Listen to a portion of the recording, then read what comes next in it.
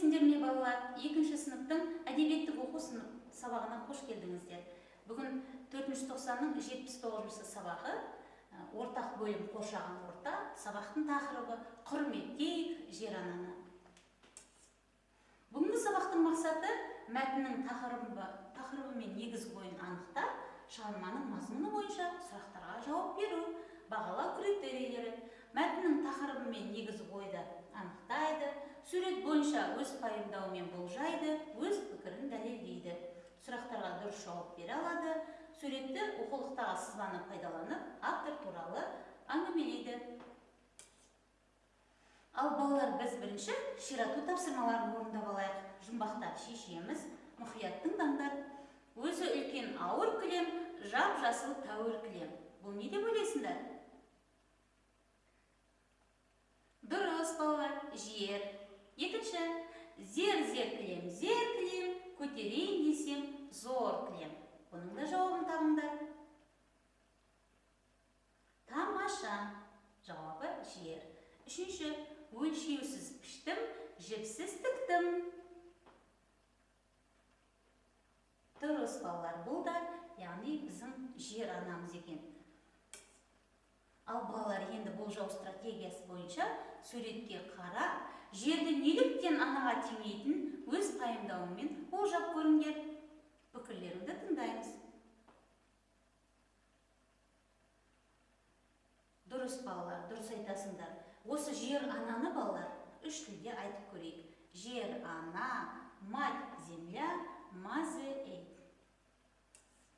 Балалар, біз бүгінгі мәтіннің тақырыбының авторы Ғабит Мүсіреп туралы өмірбаянымен танысып өтейік. Ғабит Мүсіреп Солтүстік Қазақстан облысында дүниеге келген, халық жазушысы, қоғам қайраткері, драматург, әдебиеттанушы және академик. Мінекей суреттер сөйлеуі бойынша өздеріңде бақылап қарап шығыңдар.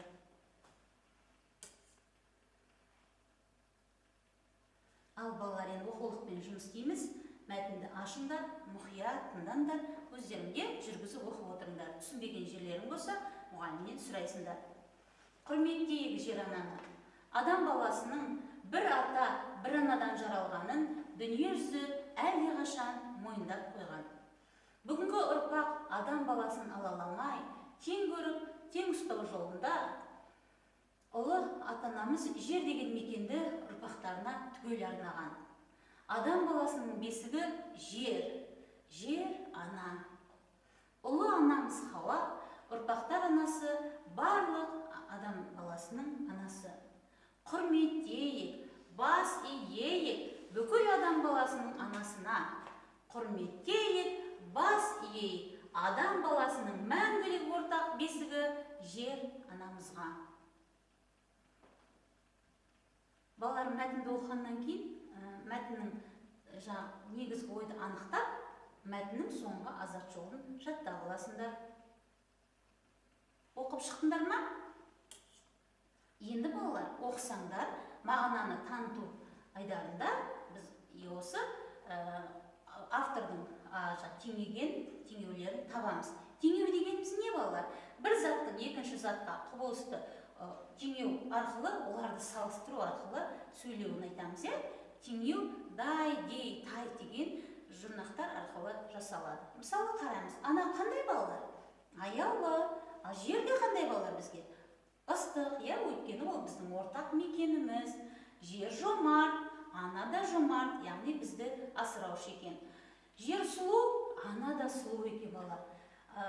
Жерде қадірлі өмір сүреміз, яғни жер ана мен ананың екеуінің бір-бірін теңеуін автор дұрыс тапқан екен. Сендер де теңеу сөздерді мәтіннен табыңдар. Ал балалар, енді мәтін бойынша, сұрақтар тізбегі бойынша жауап берейік.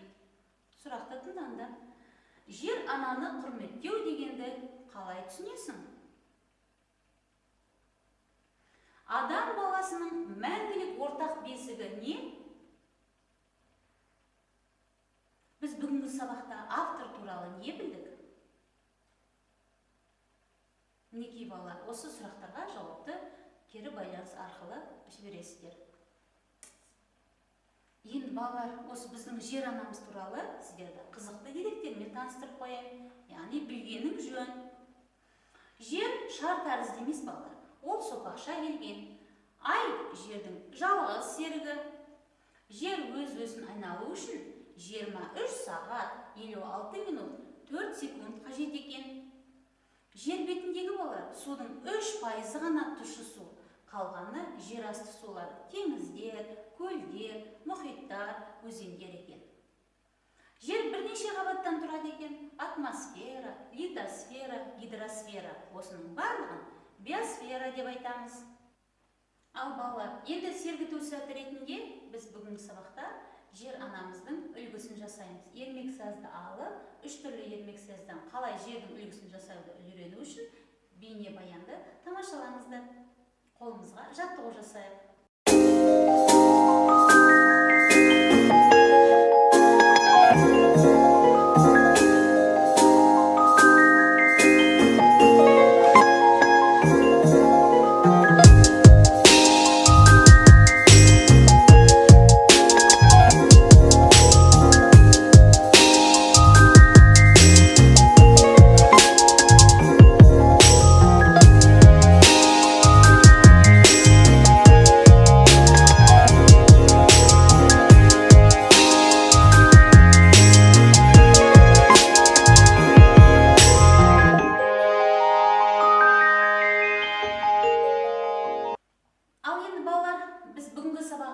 Қорытынды ой толғауында 4 сөйлем әдісімен жасаймыз. Яғни бұнда біз бүгінгі сабақтан алған ойымызды 4 сөйлем арқылы жеткіземіз.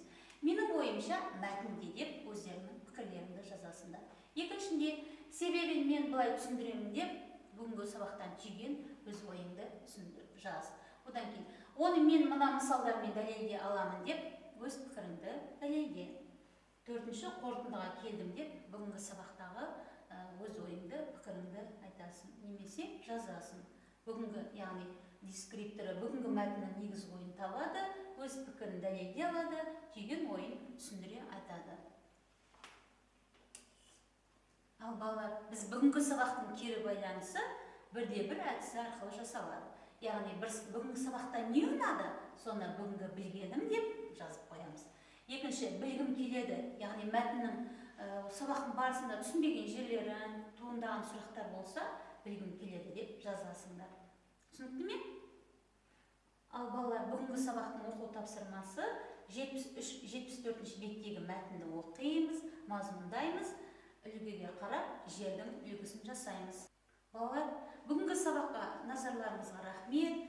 Барлығымыз жер ананы құрметтейік, білімге зейіндерің ашылсын. Сау саламат болыңдар.